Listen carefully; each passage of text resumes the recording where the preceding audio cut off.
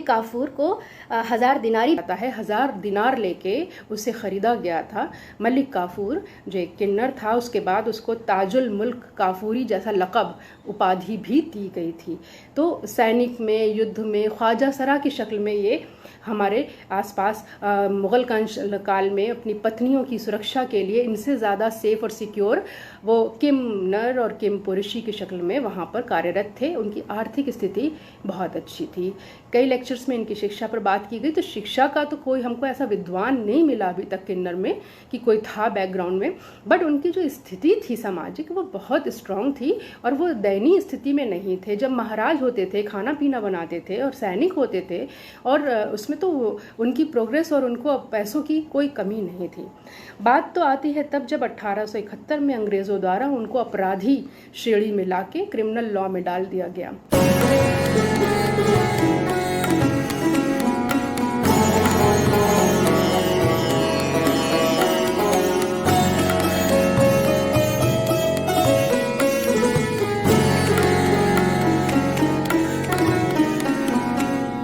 हम ये कोशिश कर रहे हैं आज कि अपने इस वक्तव्य में कि जो चीज़ें पिछले 32-33 लेक्चर्स में हो गई हैं वो रिपीट ना हो। कुछ नया अगर मैं दे पाऊँ तो बेहतर है, और किसी चीज़ों का मैं रिपीटेशन ना करूँ। इसलिए मैं बहुत चीज़ों को कट शॉर्ट भी करूँगी और बहुत चीज़ों की डिटेल में भी नहीं जाऊँगी। ठीक है।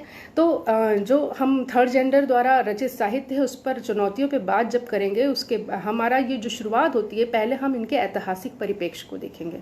ऐतिहासिक परिप्रेक्ष्य में यद्यपि कि मनुस्मृति में भी 3 तरह के मानवों की संरचना और वेदों में दैवी इनके 2 रूप हमारे सामने आते हैं। एक तो इनको कहीं देवी मान लिया जाता है और दूसरी ओर कहीं ना कहीं उनकी ये दयनीय दशा है कि वो ट्रेनों में मांग रहे हैं और इस तरीके से रोड्स पे भिक्षावृत्ति के तहत एक तरीके से रह रहे हैं। तो कहीं ना कहीं बहुत दुखी इनका जीवन है और आपको ये हमेशा हंसते गाते और इसी तरह मिलेंगे, इनको कभी आप रोते नहीं पाएंगे। तो ये इनका बहुत बड़ा दर्द है जो हमारे सामने आया। और सब चीज़ों के बाद हमने वृहनला का कैरेक्टर देखा, हमने शिखंडी को महाभारत के अंत के रूप में देखा, कितना महत्वपूर्ण किरदार हमारे सामने आया है। तो ये कहीं ना कहीं, और क्या उनकी रिस्पेक्ट है भीष्म पितामह की नज़रों में, और किस तरीके से वो अपने लिए अपना वो बताते हैं वध करने का तरीका। और आपको रामचरितमानस की ये 2 पंक्तियाँ मेरे लिए बहुत अनिवार्य हो जाती हैं हर जगह बताना, कि रामचरितमानस चूँकि आज गला जो है एक बड़े वर्ग का कंठाहार है, तो जाहिर सी बात है कि उसमें भी जो बातें आई हैं मैं उन्हीं को यहाँ उद्धृत करूँगी और बहुत मैं किसी चीज़ की डेप्थ में नहीं जाऊँगी रामायण महाभारत के। तो रामचरितमानस में जो 2 पंक्तियाँ आई हैं, ये वो समय है जिस वक्त राम वनगमन के लिए जा रहे हैं, और वनगमन जाते समय उनको ऐसा महसूस होता है कि कहीं ना कहीं लोग उनको वापस लेने के लिए आते हैं, और वो बहुत ही आदरणीय और बहुत ही मतलब नम्र लफ्ज़ों में जो बात कहते हैं कि जथा जोग करी विनय प्रणामा, विदा किए सब सानुज रामा, नारी पुरुष लघु मध्य बडेरे, सब सन्मानी पर निधि फेरे। अर्थात कहने का तात्पर्य यह है कि उन्होंने नारी पुरुष लघु मध्य बडेरे सबको संबोधित किया कि आप लोग कृपया करके, मैं हाथ जोड़ता हूँ, वापस चले जाएं और मुझे मेरे धार्मिक कार्य पे मुझे अपने पिता की आज्ञा का पालन करने दें। लेकिन आप ये देखिए कि उन्होंने किन्नरों के लिए कोई चूंकि वक्तव्य नहीं कहा, तो वो किन्नर 14 वर्ष तक उसी स्थान पर रहे, और 14 वर्ष के बाद जब रामचंद्र जी लौटे तो वो पहली पंक्ति में उनको मिले। पहली पंक्ति में मिलने पर रामचंद्र जी ने उनसे कारण जब पता चला कि वो 14 वर्ष से यहीं खड़े थे, तो उनको इतना वो अभिभूत हुए और उन्होंने उनको मतलब मंगल कामना के लिए आशीर्वाद वाचक बने रहें, गाते रहें, इस तरह के लिए उनको प्रेरित किया। तो कहीं ना कहीं ये बात, ये तथ्य बेइंतहा इम्पॉर्टेंट है कि हम ये जानें कि चीज़ें किस तरह से आई हैं। अब इस संदर्भ में जो बात एक और महत्वपूर्ण है, मैं बहुत किताबों की रेफरेंस नहीं दूंगी, लेकिन मुरारी बापू की एक किताब मानस किन्नर मेरे समक्ष आई। उसमें उन्होंने एक 9 दिन का व्याख्यान माला आयोजित की थी, और उस व्याख्यान माला में सारे किन्नर वर्ग में, जिसमें लक्ष्मी नारायण त्रिपाठी और बड़े बड़े दिग्गज और बहुत लोग थे जो वहाँ मौजूद थे, और वो बहुत अच्छी अवस्था में सब मतलब 9 दिन उनका रखना और करना, और मुरारी बापू एक बड़ा नाम है। उन्होंने वहाँ पर रामचरितमानस के जो पृष्ठ खोले हैं वो कुछ नए तरीके से खोले हैं। और जैसे उन्होंने ये बोला कि देव दनुज किन्नर श्रेणी सादर मज्जही सकल त्रिवेणी, सुर किन्नर नर नाग मुनीसा, जय जय जय जय कह दे ही असीसा। अर्थात राम ब्रह्म रूप हैं, किन्नरों ने राम को आशीर्वाद दिए। मुरारी बापू ने इस 9 दिवसीय व्याख्यानमाला में बार बार इस संदर्भों को ग्रहण किया और गोस्वामी तुलसीदास के रामचरितमानस का उन्होंने बताया कि उसमें उन्होंने 16 बार किन्नर शब्द का प्रयोग किया है, और इसके अतिरिक्त अपनी अन्य रचनाओं में तो 26 बार इसका जो है अंकन किया है। और बालकांड में जो कैलाश पे कौन रहे, कैलाश कितना जो है कैलाश पर्वत पर कौन रहे, तो सिद्ध तपोधन जोगी जन सुर किन्नर मुनिवृंद। किन्नर समाज देवताओं का ही भाग है, जिसको अंग्रेजी के जो लोग हैं वो सेमी गॉड भी कहते हैं। ये उनकी किताब का अंश है। लंका कांड में भी ये बात आई कि लागे किन्नर गुनगुन, अर्थात किन्नर जो है वो गायक हैं और राम को आशीर्वाद दे सके ऐसी क्षमता उनमें है। अब हम जो है इसमें कहीं ना बंदो किन्नर कह के रामचरितमानस में इसका प्रारंभ होता है, और देखा जाए तो 500 वर्ष पूर्व तुलसीदास प्रारंभ में ही उनकी वंदना करते हैं, और तब जाके रामचरितमानस की पूरी वो लिखते हैं कि देव दनुज नर नाग खग प्रेत पितर बंधर्व, बंदो किन्नर रजनीचर कृपा करहूँ अब सर्व। अर्थात कुल मिलाके कि राक्षस और नर और दानव और नाग जो एक देवता है, खग अर्थात आकाश के पक्षी, भूत पिशाच और पितृ पूर्वज गंधर्व, सभी के साथ वो किन्नर को भी प्रणाम करते हैं। तो कुल मिलाके आध्यात्म रामायण में भी अगर आप देखें तो सुंदरकांड, अरण्यकांड, युद्धकांड में हर जगह पे किन्नरों ने गान किया हुआ है। वे किम नर हैं, अर्थात कुछ विशेष हैं। 16 बार तुलसीदास ने इसका जो किन्नर शब्द का श्रृंगार 16 श्रृंगार किया है, ऐसे लफ्ज मुरारी बापू ने अपनी मानस किन्नर में इनके लिए उद्धृत किए हैं। अब ये बात आई यहाँ तक कि इसके बाद जब मध्यकाल आया, मध्यकाल में आपका खिलजी वंश आया, मुगल वंश आया, इसमें इनकी आर्थिक और सामाजिक स्थिति बहुत अच्छी थी। इनको कहीं ना कहीं इतना ज़्यादा आदर और सत्कार था कि इनके लिए आप मलिक काफूर को 1000 दिनारी भी कहा जाता है, 1000 दिनार लेके उसे ख़रीदा गया था। मलिक काफूर जो एक किन्नर था, उसके बाद उसको ताजुल मुल्क काफूरी जैसा लक़ब उपाधि भी दी गई थी। तो सैनिक में, युद्ध में ख्वाजा सरा की शक्ल में ये हमारे आसपास मुग़ल काल में अपनी पत्नियों की सुरक्षा के लिए इनसे ज़्यादा सेफ और सिक्योर वो किम नर और किम पुरुषी की शक्ल में वहाँ पर कार्यरत थे। उनकी आर्थिक स्थिति बहुत अच्छी थी। कई लेक्चर्स में इनकी शिक्षा पर बात की गई, तो शिक्षा का तो कोई हमको ऐसा विद्वान नहीं मिला अभी तक किन्नर में कि कोई था बैकग्राउंड में, बट उनकी जो स्थिति थी सामाजिक वो बहुत स्ट्रांग थी और वो दयनीय स्थिति में नहीं थे। जब महाराज होते थे, खाना पीना बनाते थे और सैनिक होते थे, और उसमें तो उनकी प्रोग्रेस और उनको पैसों की कोई कमी नहीं थी। बात तो आती है तब जब 1871 में अंग्रेज़ों द्वारा उनको अपराधी श्रेणी में लाके क्रिमिनल लॉ में डाल दिया गया।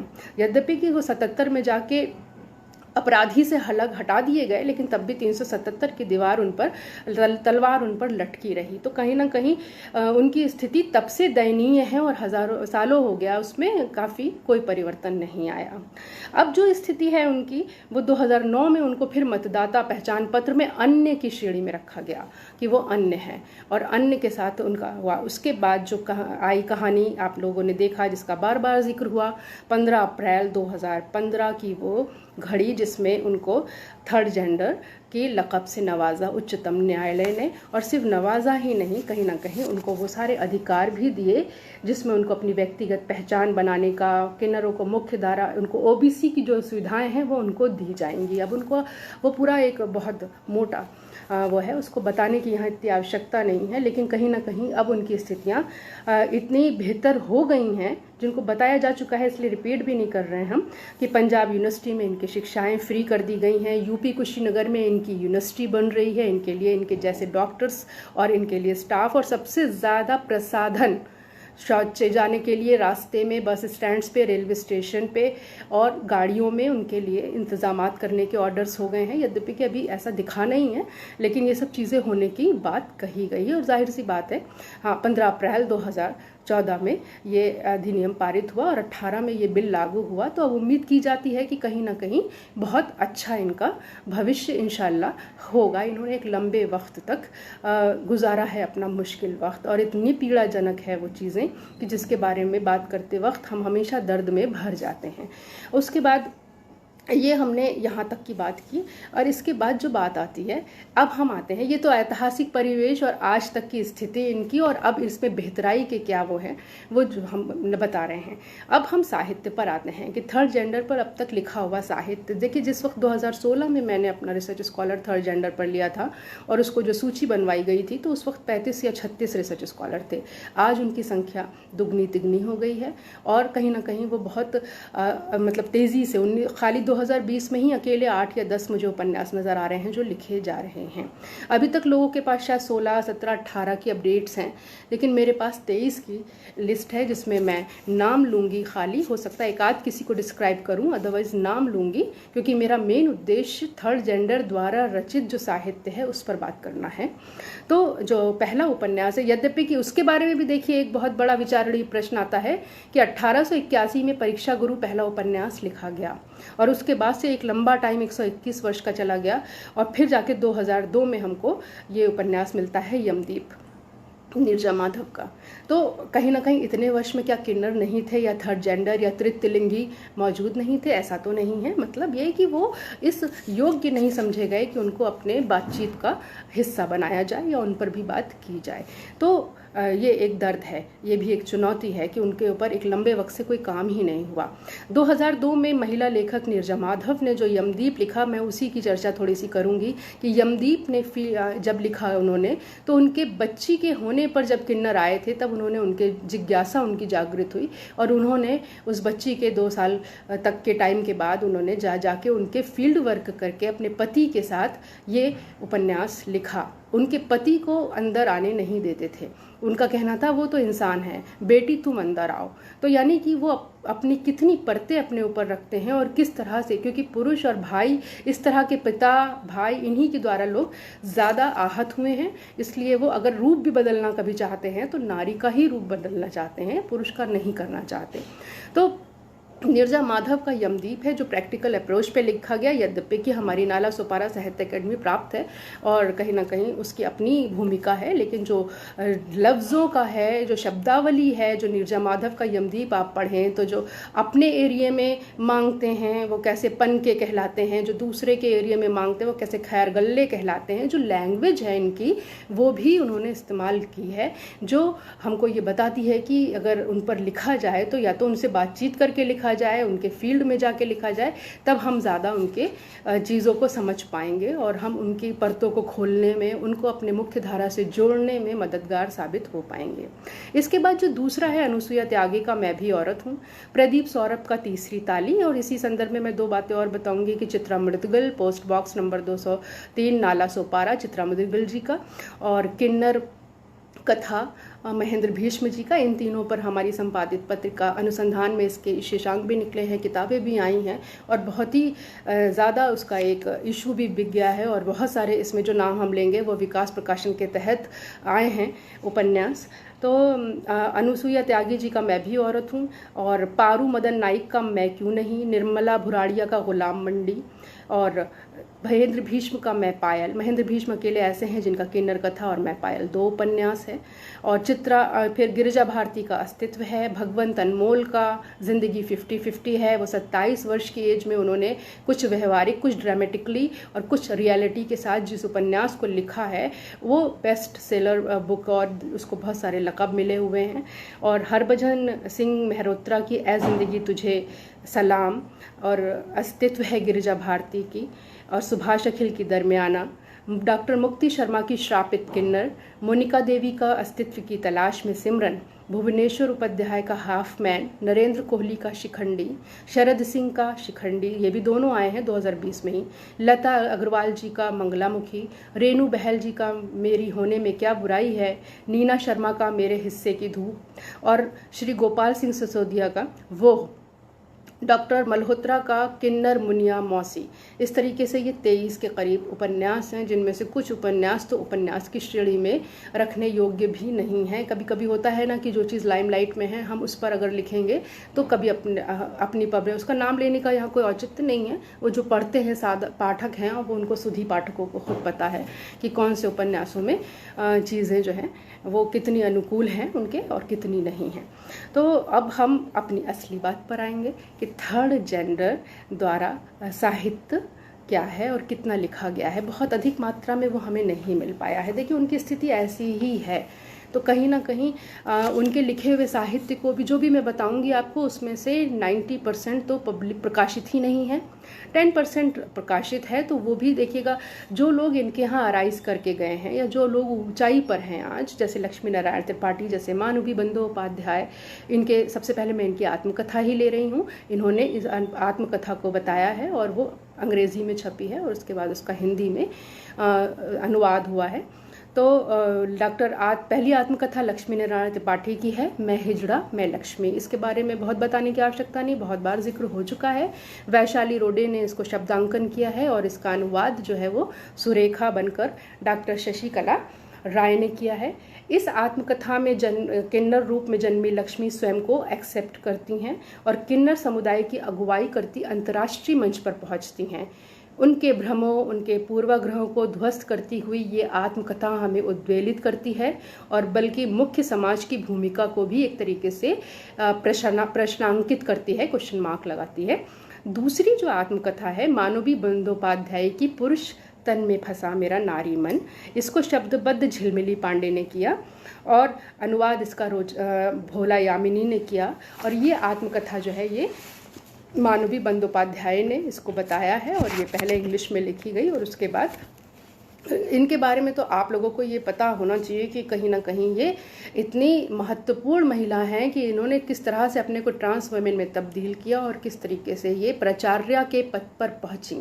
प्राचार्य के पद पर पहुंचने के बाद इन्होंने इतना इनको तंग किया गया, इतना इनको दुखी और आहत किया गया कि कहीं ना कहीं इन्होंने त्यागपत्र वहाँ पर दिया। यद्यपि कि वो स्वीकृत नहीं हुआ और वो आज भी वहाँ प्राचार्य हैं, लेकिन उनके इंटरव्यूज़ के माध्यम से जो उनका दर्द छलका है, आज भी वो अस्वीकार की ही पोजीशन में वहाँ हैं कि किस तरीके से उनके सहयोगियों ने उनके साथ कार्य किया और किस तरह उनके सहयोगियों ने उनके ट्रांस वेमेन पर प्रश्न चिन्ह लगाते हुए स्टाफ रूम में उनके ऊपर पेपर वेट उछाला कि उनके ब्रेस्ट पे, ताकि वो ये जान सकें कि इनका जो ट्रांस वेमेन का कलेवर इनका चेंज हुआ है। तो कहीं ना कहीं वो पीड़ा, वो आहत करना उनको, वो जगह जगह जितने भी, यानी कि वो प्राचार्य के पद पर भी पहुंच गई, आज भी वो अस्वीकृत हैं उस अपने समाज में। तो कहीं ना कहीं ये सारी चीज़ें बहुत इम्पॉर्टेंट हैं और इसमें मानवी जी ने अपने बचपन से लेकर कॉलेज के प्रिंसिपल के पद पर पहुंचने तक की घटना का जो उल्लेख किया है, उसमें जो उनका शोषण हुआ है, जो उपहास है, जो अकेलापन है और उत्पीड़न की जो विभत्स कथा है, जिन्हें आज प्राचार्य के पद पर पहुंचने के बाद भी सामाजिक स्वीकृति नहीं मिल सकी है। ये दोनों महत्वपूर्ण आत्मकथाएं हैं, इनके बारे में आप जानते होंगे, मैंने हो सकता है रिपीट कर दिया हो। अब जो एक चीज़ आई है ए रेवती, उसमें कुछ किन्नरों से बातचीत के आधार पर एक जीवनी पुस्तक है ये। ए रेवती में जो रेवती हैं वो स्वयं भी किन्नर हैं और उनका कहना है कि चूंकि एक किन्नर से एक किन्नर अपनी बात आसानी से कह देता है, तो मैंने इसमें बहुत सारे लोगों के जो है वक्तव्य लिए हैं और उसके साथ इस किताब को मैंने बनाया है या इसको संपादित करवाना है, उसका इरादा है उनका। और अब हम थर्ड जेंडर की जो कहानियाँ हैं और जो कविताएँ हैं उन पर बात करेंगे, क्योंकि सारा जो दर्द छलकता है वो हर आदमी आत्मकथा नहीं लिख सकता, हर व्यक्ति के पास वोकैबुलरी और इतनी पढ़ाई लिखाई और इतना नहीं होता। यद्यपि कि आत्मकथा तो हर व्यक्ति की बहुत यूनिक होती है, क्योंकि प्रत्येक व्यक्ति से अलग है। तो ये जो चीज़ें हैं इनमें हमें जो दर्द नज़र आता है कि देखिए, एक जो चीज़ बहुत कायदे से हमें समझने वाली है वो यही है कि लव, रिस्पेक्ट और एक्सेप्टेंस, ये हमें साधारण मनुष्यों को भी चाहिए है। जब हम साधारण मनुष्यों को भी चाहिए है, तो जो इग्नोर हैं, जो जिनको कभी हमने एक्सेप्ट ही नहीं किया, तो उनको भी चाहिए है। जब हम पशुओं को पेट पालते हैं, उनको भी प्यार करते हैं, तो फिर वो तो खाली अपने लिंग के विकृत होने की वजह से बहिष्कृत कर दिए जाते हैं। जिस तरह हैंडीकैप व्यक्ति को हम अपनाते हैं, उसी तरीके से उन्हें भी अपनाया जाना चाहिए, ये आगे की कहानियों और कविताओं में हम आपको स्पष्ट करेंगे। तो अब हम उनके थर्ड जेंडरों ने जो अभी तक लिखा है, जिसमें रवीना बरिहा की सबसे पहले मैं कहानी आपको बताती हूँ कि रवीना बरिहा की जो कहानियाँ हैं, आखिरी सौगात है, खुदकुशी है और अनछुई पहेली है। विद्या राजपूत की कहानी व्यथा है। इन कहानियों पे हम डिस्कस करेंगे क्योंकि ये सिर्फ 4 ही हैं हमारे पास और ये प्रकाशित नहीं है। आखिरी सौगात रवीना की कहानी है जो बहुत मार्मिक है। एक करीम है बच्चा जो उसकी करीमा से बनने की यात्रा है। जब समाज में उसके किन्नर होने का पता चलता है, वो ही एज होती है जो 12 से 13 साल में संक्रमण काल जिसे कहते हैं, उस समय जब वो पता चलता है तभी से उसका शोषण और वो शुरू हो जाता है। और सगे मामा यौन शोषण करके उसको छोड़ देते हैं और अल्टीमेटली वो घर से बाहर निकलती है और फिर अपने ही जैसे लोगों के डेरे पे पहुंचती है, ट्रेनों में पैसा मांगती है, यद्यपि कि मैं ये सारी चीज़ें, और लास्टली वो एक जावेद नाम के प्रेम में इतना पड़ जाती है कि फिर अल्टीमेटली उसको कहीं ना कहीं उसके साथ लिविंग रिलेशनशिप में एक लंबा वक्त उसके परिवार के साथ रह के उसको सारा पैसा ला के देना, और एक लंबे वक्त के बाद उसे पता चलता है कि जावेद शादी कर रहे हैं और आज उनके लड़की वाले आ रहे हैं। तो वो ये दुख बर्दाश्त नहीं कर पाती और जाके अपने ऊपर आग लगा लेती है और अस्पताल में एक बैकग्राउंड में ये कहानी चलती रहती है। अब ये तो मैंने आपको थीम बता दिया, लेकिन इसके साथ जो एक और विडंबना है कि उनकी नियति यही है, उनके साथ ऐसा ही होना चाहिए था, ये तो एंड में खुद राइटर कह ही रही है।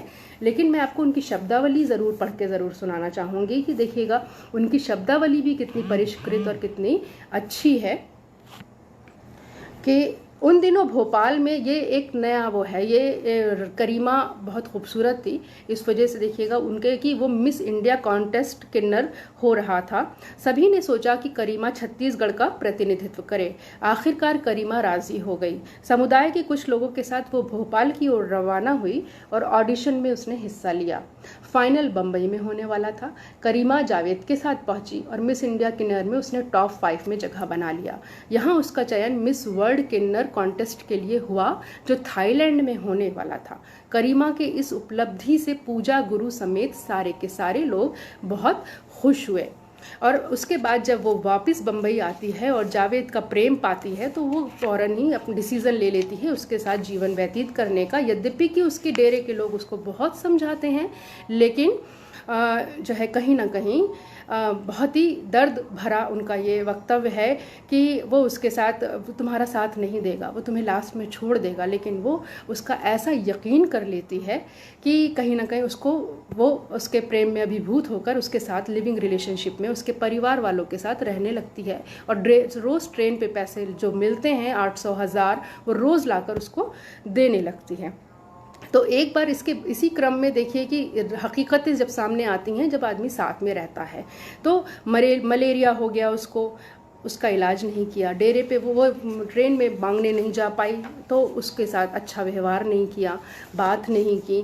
और एक दिन जब थाईलैंड में होने वाली प्रतियोगिता के लिए उसने कुछ पैसे मांगने चाहे तो उसको वो पैसे भी नहीं दिए गए। एक दिन जब थाईलैंड में होने वाली प्रतियोगिता के लिए मुंबई से फ़ोन आया तो करीमा ने जावेद से कुछ पैसे मांगे, पर जावेद ने देने से इनकार कर दिया।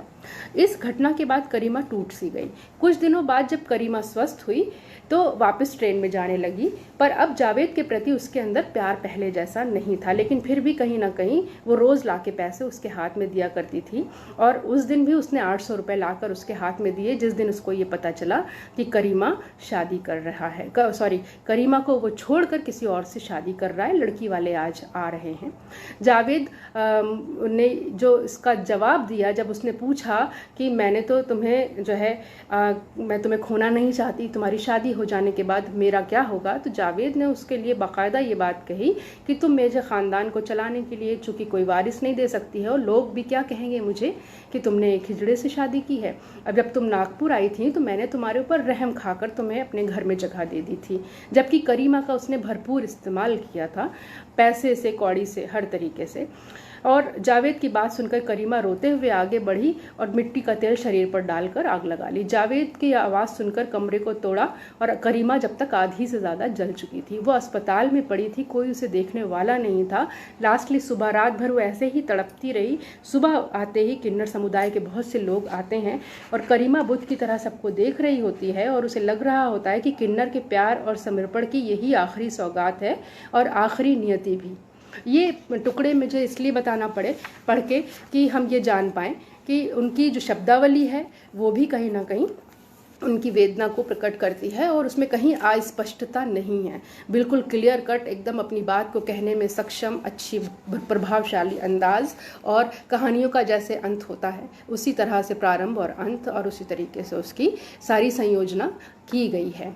अब जो दूसरी चीज़ है इसमें, दूसरी कहानी भी है रवीना बरिया जी की खुदकुशी। ये भी एक बहुत दर्दनाक कहानी है। इसमें एक थर्ड जेंडर के रूप में जन्मा जो 17 वर्षीय शानू है, उसकी माँ चूँकि वैश्यावृत्ति से जुड़ी हुई होती है तो वो उसके विघ्न मानती है उसको अपने कामों में, तो उसको वो कभी कभी प्रताड़ित करती है ख़राब लफ्ज़ों से, जैसे छक्का है, मामू है। बच्चा इससे बहुत टॉर्चर होता है, जबकि वो इतना टैलेंटेड है कि हाई स्कूल में उसके 80% मार्क्स आए थे और कहीं ना कहीं उसकी शादी जो है वो अल्टीमेटली वो खुदकुशी करने पे मजबूर हो जाता है माँ की इन्हीं सारी बातों से। और एक एडवोकेट उस खुदकुशी को बताती है कि ये हत्या है, जिसके लिए वो जिम्मेदार उसकी माँ को ठहराती है और किसी न किसी तरीके से वो उसको कि योर ऑनर, वो बच्चा कैसे चरित्रहीन हो सकता है जो अपने दोस्त के लिए अपनी महंगी घड़ी तक बेच दे।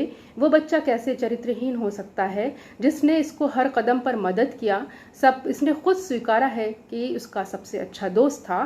मिस्टर बार्ले अपनी सीट से उठकर हुंकारते हुए बोले कि मुझे लगता है कि मेरी काबिल दोस्त भूल गई हैं कि एक चरित्रहीन लड़का ही दूसरे लड़के से शादी करने की बात कह सकता है। ये ट्रांस उसके अंदर जो मौजूद था, ये ट्रांस वुमेन और ट्रांस मैन का जो संघर्ष है, ये एक अलग अपनी कहानी लिए हुए है, ये उस पर बेस्ड कहानी है।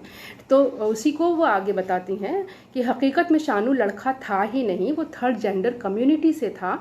डार्विन से लेकर सिंगमर्ड फ्रायड जैसे वैज्ञानिकों ने इस कम्युनिटी के अस्तित्व को स्वीकारा है। और मैं अपने दोस्त को बता दूं कि इस पर्सनैलिटी के लोग अपने को लड़की ही मानते हैं और उसी के अनुरूप व्यवहार करते हैं और वो फिर किसी लड़के से ही शादी करना चाहते हैं, जिसको हमारे समाज में अपराध माना जाता है और उसे समलैंगिक कह दिया जाता है। और हमारी एक तरीके से समलैंगिकता भी अगर देखा जाए तो 377 में वैध दे दी गई है करार।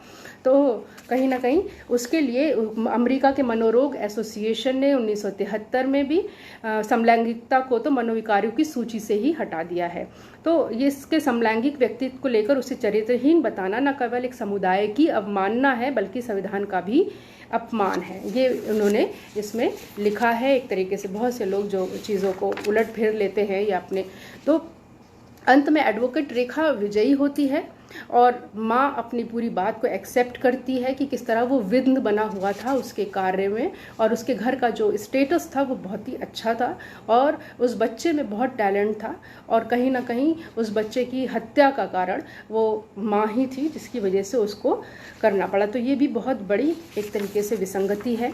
और उसके बाद जो अनछुई पहेली है वो भी वही ट्रांसजेंडर की कहानी है कि कैसे परिवार वाले, वो शरीर से लड़का होती है लेकिन मन से वो स्त्री होती है और उसकी शादी फिर एक लड़के से ही कर देते हैं। कहीं ना कहीं विद्या राजपूत जी की कहानी जो व्यथा है उसमें एक ट्रांसजेंडर का जो दर्द छलका है और लेखक ने उसमें जो एक नया लास्ट में समाधान भी दिया है वो भी ऐसे। इसमें जो शुरुआत है मैं वो बताना ज़रूर चाहूँगी कि कहते हैं भगवान ने विचारों को प्रकट करने की ताकत केवल इंसानों को नसीब किया है। उसे सूक्ष्म से सूक्ष्म विचारों को शब्द और लेखन के माध्यम से प्रकट करने की क्षमता दी है, पर मैं ऐसा झंझावातों से गुजरा हूँ कि जिसे मैं बयां नहीं कर सकता था। जहाँ बताने की कोशिश की तो मुझे बेरहमी से चुप करा दिया गया। तो ये जो वक्तव्य है कि मुझे लड़कियों के खेल पसंद थे पर डर के मारे पसंद बताने से डरता था, पुरानी मम्मा की साड़ियाँ थीं, फ्रॉक पहनने का मुझे शौक़ था। ये इस तरह की चीज़ें वो अपने बताते हैं और लड़कों के प्रति अपनी आसक्ति को बताते हैं कि किस तरीके से वो डर के मारे अपने प्रेम का इजहार नहीं करते थे क्योंकि वो मन से लड़की थे और किसी भी लड़के के सानिध्य में आने पर उनसे प्रेम का इजहार करने पर वो नाराज़ हो जाता। तो इस दर्द को करते हुए लास्ट में उनकी शादी एक लड़की ही से कर दी गई या कुछ, तो फिर वो चीज़ उनको बहुत तकलीफ़ पहुंची। और कहीं ना कहीं लास्ट में जो उनका एक वो आया है बहुत अच्छा कि माँ कि काश इन अपशब्दों पर हमारे लिए जो है वो हमें जो छक्का कहा जाता है, जो मामू कहा जाता है, लास्ट में उनका जो अनुच्छेद है कि अक्सर मोहल्ले के लड़के आने जाने पर छक्का जक्का बोलकर चिढ़ाते थे। तो मैं और दीदी जो है काश इन अपशब्दों पर प्रतिबंध होता, काश हमारी यौनिकता के अनुरूप शादी होती, ना हम अपनों से बिछड़ जाते और ना हमारे में से कोई भी HIV पॉजिटिव होता। ये एक तरीके का वो समाधान लेकर आए हैं। तो कहीं ना कहीं ये बहुत ही अच्छी और मतलब नसीहत आमीज़ और उनके जीवन के दर्द को बयान करती हुई कहानियाँ हैं, जिनमें शब्द विश्लेषण, कहानी की संरचना, उनका कंटेंट और उनका जितना भी जो चीज़ें चाहिए होती हैं, चरित्र चित्रण, वो उभर कर सामने आता है। और हम ये मान कर चलते हैं कि वो अच्छी कहानियाँ लिख सकते हैं और हमारे जैसे बहुत सारे संपादक भी जुड़े हैं और उनको चाहिए कि वो उनकी कहानियों को भी छापें और उनको भी मौका मिले कि अपनी बात को प्रेजेंट करने का। अब हम आते हैं इसमें कि इनमें जो है कविताएं लिखने वालों में हम एक बार पूरा नाम पढ़े दे रहे हैं सभी लोगों के कि कितने लोगों ने इसमें लिखा है। रवीना बरिहा जी की कविता है, विद्या राजपूत जी की है, MX धनंजय चौहान जी की है, रुद्रांशी भट्टाचार्य जी की है, गहना सोनी जी की है, अब्दुल रहीम की है, सखी मीरा की है, सौम्या जघेल, अजब और विकास साहू और सिमरन जी की है। इन सब की कविताओं में इनकी वेदना स्पष्ट व्यक्त होती है, जिसमें MX धनंजय चौहान जो कि एक सामाजिक कार्यकर्ता भी हैं और एक ट्रांस वुमेन भी हैं, उन्होंने अपने संघर्षों को अपनी कविता में बहुत मार्मिक रूप से अभिव्यक्त किया है। धनंजय चौहान के बहुत विश्लेषण उनका जो है वांग्मय पत्रिका के इसी साइट पर है, अगर जिसने नहीं देखा है या नहीं सुना है उनके वक्तव्यों को, वो ज्ञान की खान है एक तरीके से, उनको सुने, उनसे वो अपने लिए बहुत मैटर, और रिसर्चर्स को कम से कम उनको बहुत सुनना और समझना चाहिए कि परत दर परत वो खुलते जाते हैं और हमारे ज्ञान में इजाफा करते जाते हैं। मैं उनसे भी बहुत अभिभूत हूँ और जितने नाम मैंने शुरू में लिया, मेरे सभी के वक्तव्यों में चीज़ें बहुत सीखी हैं और सीखने की ही उसमें मैंने ये एक चीज़ ली है।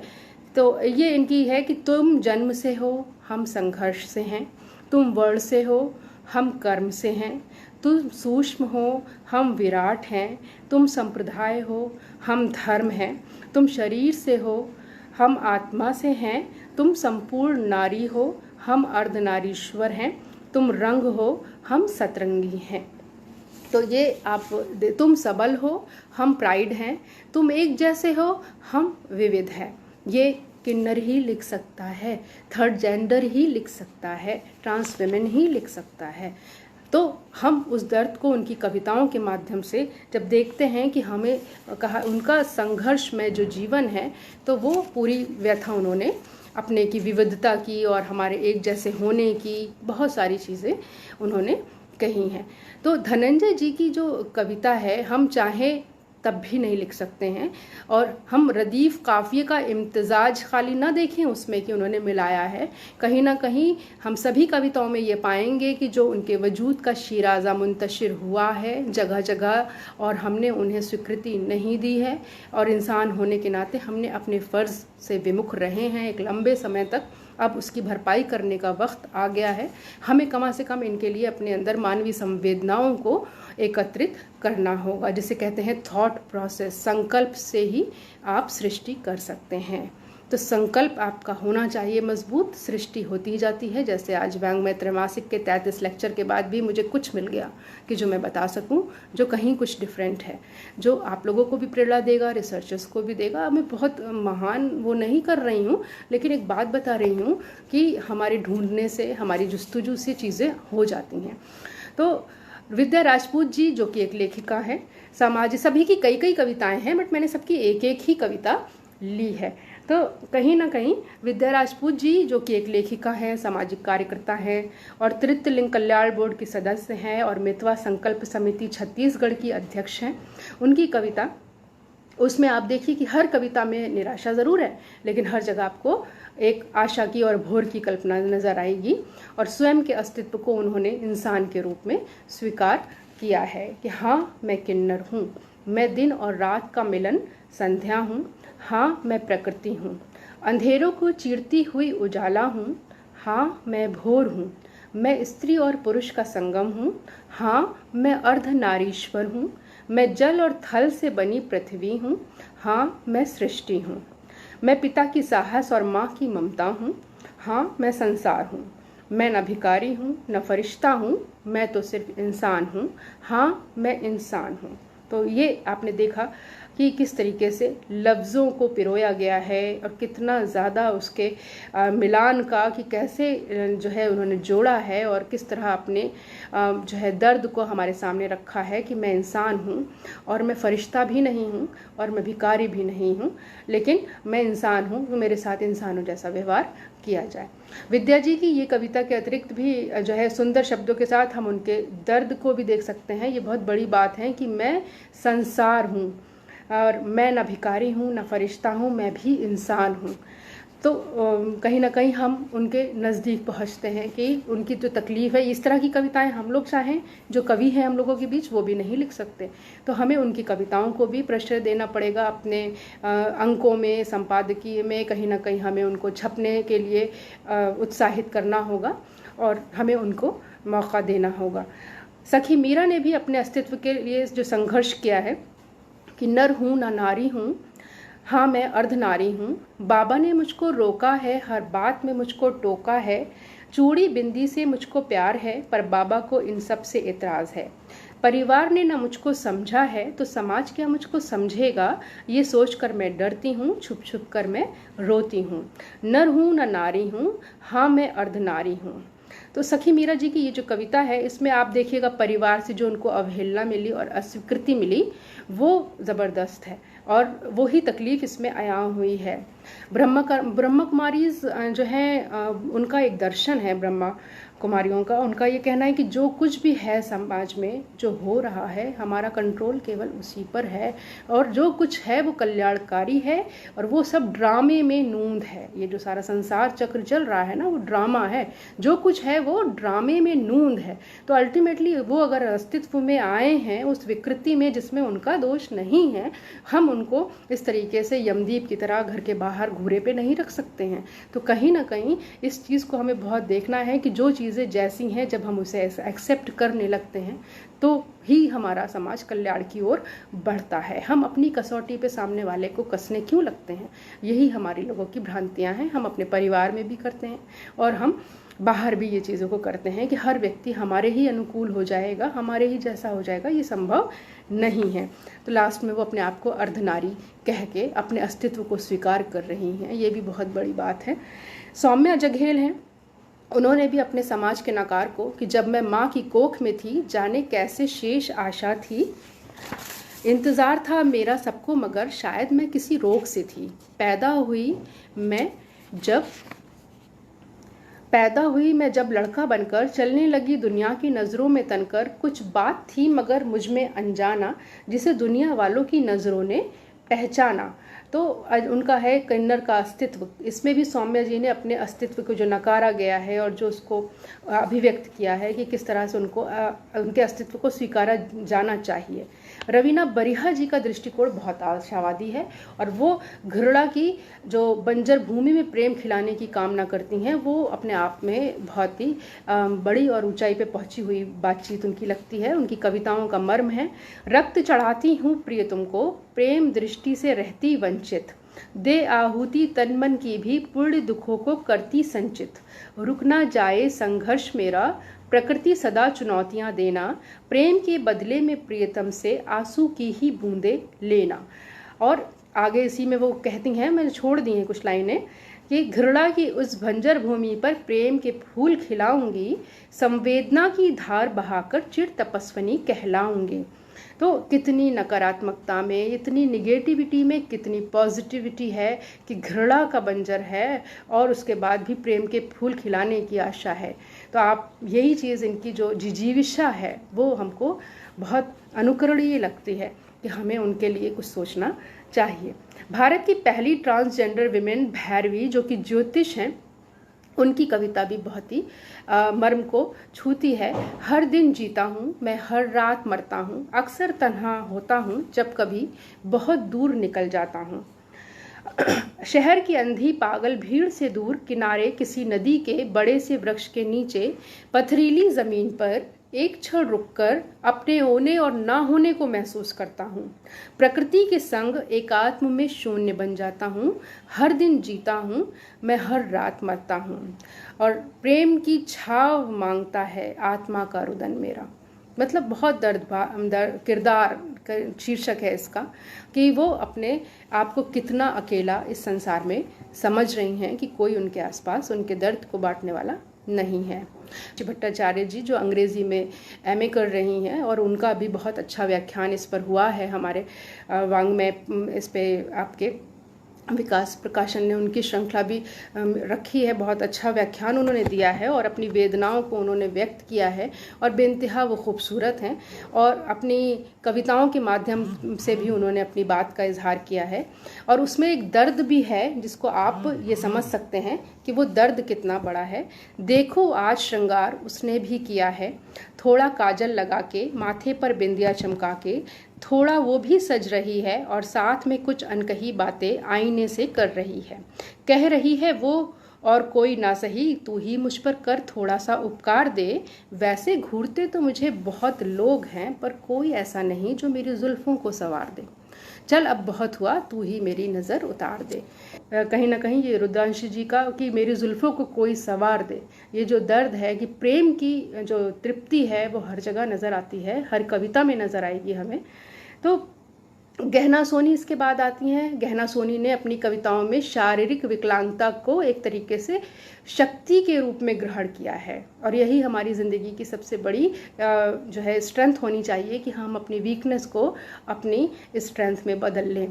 कि शारीरिक विकलांगता मिली प्रकृति के उपहार से, मानसिक विकलांगता दिखी हमें इस संसार में। तो बहुत बड़ी बात कह दी है इन 2 लाइनों में उन्होंने।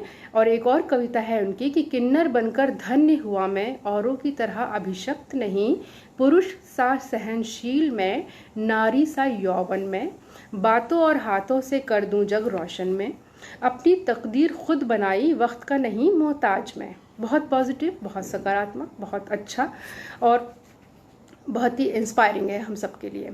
अब इसके बाद आता है सिमरन जी की कविताओं का, कि सिमरन जी की कविताएं मुझे कल ही प्राप्त हुई हैं। सिमरन जी कि किन्नर हूँ मैं किंतु प्रकृति के पास हूँ, जन्म नहीं दे सकती किंतु सहेज कर पालन कर सकती हूँ मैं।